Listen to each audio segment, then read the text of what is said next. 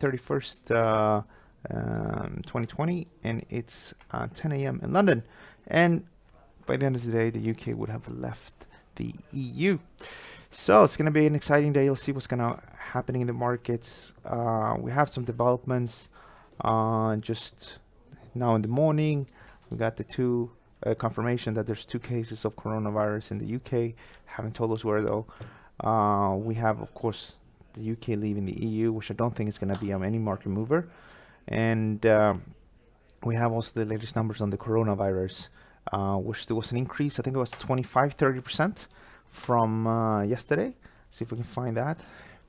So we still maintain the virus is still maintaining that strong growth. So it's 9,700, as you can see here on the top, and it's all about the growth rate, because the growth rate, like, it's been like 10 days, and the mark and this has increased quite significantly. So it's 9,776 over yesterday's numbers of 7,700, more or less. That's a growth rate of 26%. That's still quite high, guys. If we just do this, so we do 14 days, then that's a factor of 28 times. So 28 multiplied by 9,776. Potentially you have 276,000 people having this in 14 days. However, though, things may change, and yesterday the World Health Organization issued a global warning, so people taking more steps on preventing the growth of the virus. And in the past, at the time when the World Health Organization sounds the alarm, usually people get together, and then maybe a month later or so, 2 months later, we have we reach the maximum in the spread of the virus. Also, don't forget, in many places in China, people are staying indoors, working from home, or extending the holiday. So there are things happening. So things should probably cool off. And I think when we start to see the momentum cool off, which we already started to see a little bit, then that's probably the time when it's time to sort of get ourselves ready for maybe higher stock markets, higher dollar yen, for example.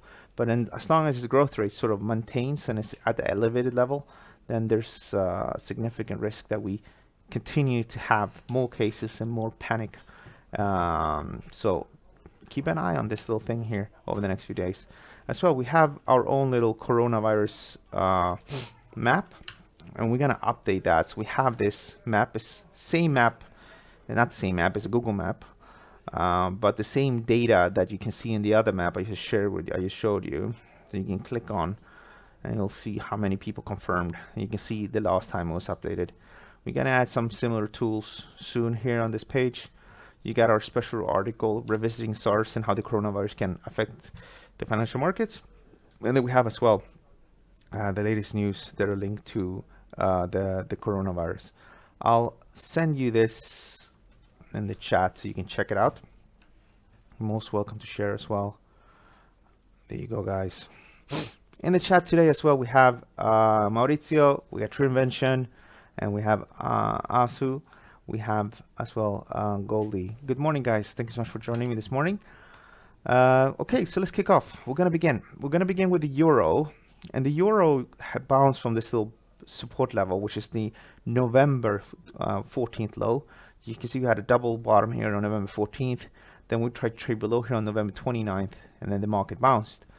Now the market bounced from here. There was a good spot to book half, if not all, of the profits. And as I said a few days ago, look to sell at 110.50. That's where I think people will be selling, and then they're going to target the downside again. The trend will remain bearish as long as you're below 111.09. And as I talked about it before, my long-term outlook for the euro dollar is bearish, and I also cover a bunch of other markets here in the Q1 report. That's the one, if you want to read that one.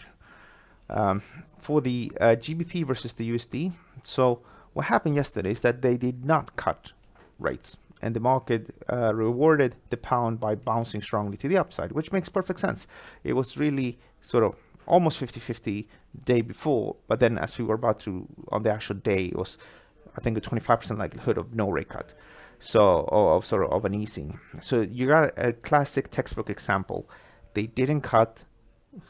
Quite a lot of people got surprised, and that's why we got that move. When something is fully priced in, that is when it's too late to trade. There's something called buy the rumor, sell the fact. And when everybody sort of knows, okay, they're probably going to cut and everything is priced in, then the change has already happened in the market. To give you an idea here, let me show you the coronavirus. This is the coronavirus map, and we got the article.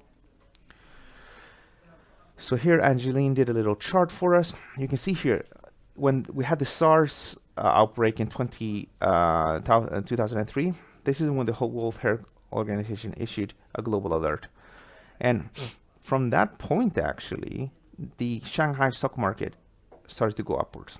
The blue line, which is the Hang Seng, which is the Hong Kong stock market, which was badly affected, it continued to move down and down and down and down. And here, countries in Southeast Asia and China decided to hold an emergency meeting for SARS. And when that happened, the Japanese stock market and the Hang Seng started to move upwards. So it went from negative 7.5% and started to go upwards. Now, by the time that the World Health Organization told us that the world would soon be free from SARS, at that time, the Hang Seng had already risen sharply, had risen all the way up here. You can see that the Nikkei decided to jump up higher, so give you another 10% or so when they announced it. But seeing from this perspective, from here, the market had already risen 10% roughly, and then it was already added another 7.5. So we were already like 17% up from the lows by the time the World Health Organization announced that the world would soon be SARS-free. And it's the same thing here. Yesterday, a lot of stuff was not priced in, and that's why the GBPUSD bounced to the upside. Looking at this today, we did more or less take out this triangle here, and that effectively gives you a new price target for the GBPUSD, and that price target is 133.59. You can derive that by taking something like the midpoint of the triangle. If you look at textbooks, they're going to tell you to take the base, but if you take the base, you get these exaggerated targets which are rarely hit. So using something like the midpoint here is a better option. Now the problem with the rectangle is that a rectangle or triangle is not a good pattern to trade most of the time because they're quite unreliable in currencies and indices and most stuff that is well established.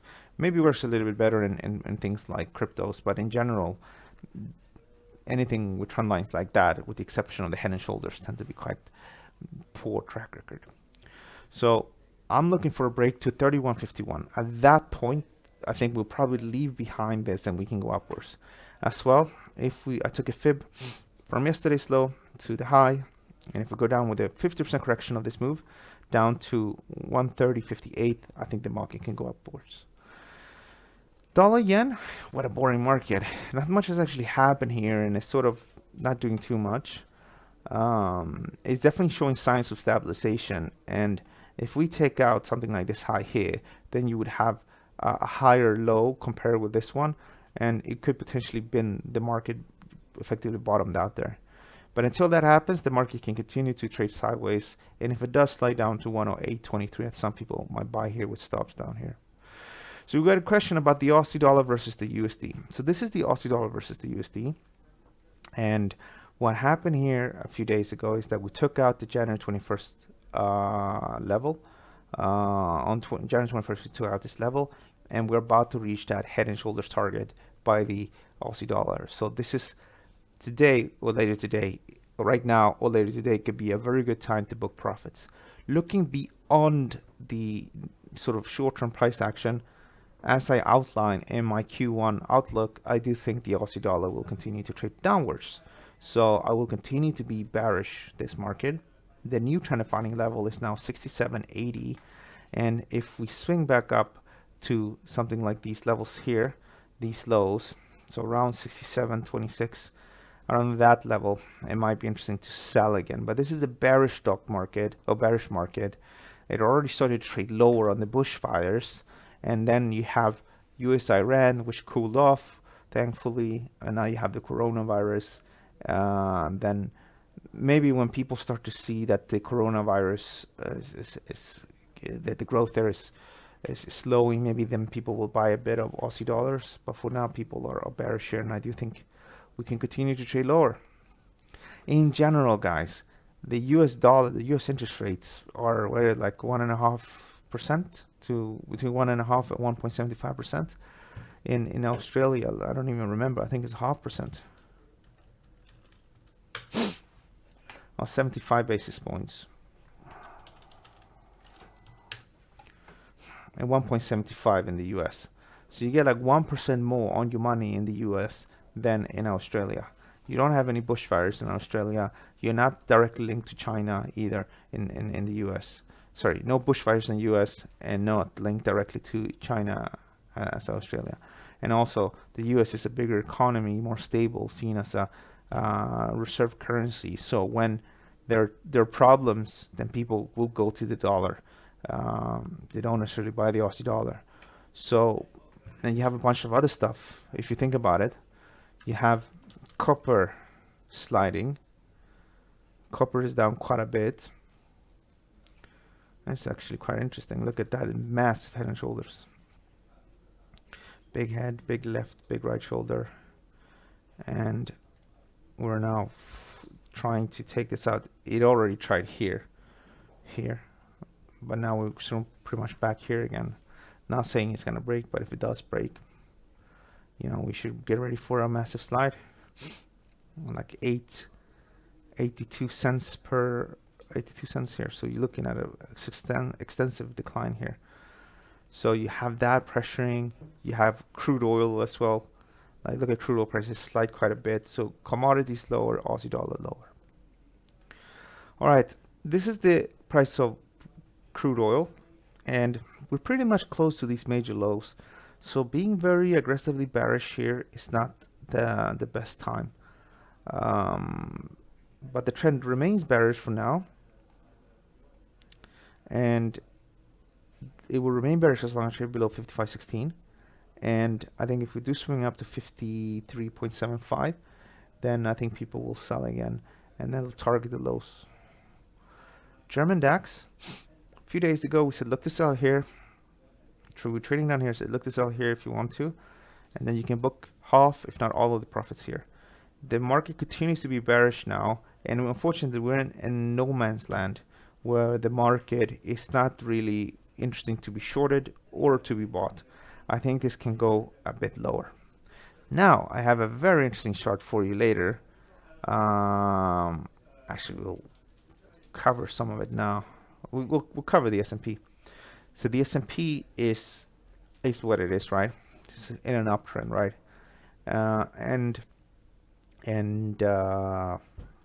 Yeah, if you want to, you can be buying down here. I think we talked about this. Maybe do like that. But I have a special chart for you, and I'm gonna share it with you guys later. I'm gonna share it on my Twitter. I'm gonna write an article about it, and I'm also gonna put it on the WhatsApp feed. So if you're on my WhatsApp, then you get notifications when that is done. I want to keep it in a bit of suspense. It's quite an interesting chart, to be honest. It's a really interesting chart. I like it a lot, and yeah, it's very interesting, and it's sort of could potentially, it's a US stock index, and it could potentially be a big change for that market. So a very, very, very interesting pattern. If you want to get word about that, there are different ways. You can just come back to Investing Cube and check under About, and then Investing Cube Authors. You can find my profile, or you can just follow me on AlexFX. That's my Twitter. Or you can just ping me here, and I will add you to my WhatsApp feed. In my WhatsApp feed, I'll send you my daily video, this one, plus I'm going to send you that special article today as soon as I publish it here on investingcube.com. Gold, you're right. True invention, I forgot about gold. So let's take a look at gold. So this is gold. A few days ago, we said look to buy here. Moved to the high, we moved a little bit lower, but then that was pretty much it. If we do revisit this little spot, I think people are gonna buy. If you're trading very, very, very short term, then stops could be placed down here if you want to, but I'm gonna keep my trend defining level up down here. There's nothing wrong if you did buy, for example, in the first idea here, to book a bit of profits up here. As well, if you did buy GBPUSD, remember we said you could buy down here if you wanted to ahead of the event yesterday. There's nothing wrong booking half of the position here, if not the whole thing, and then wait for a correction. Alternatively, we take out the high. Okay, guys, we're gonna wrap things up.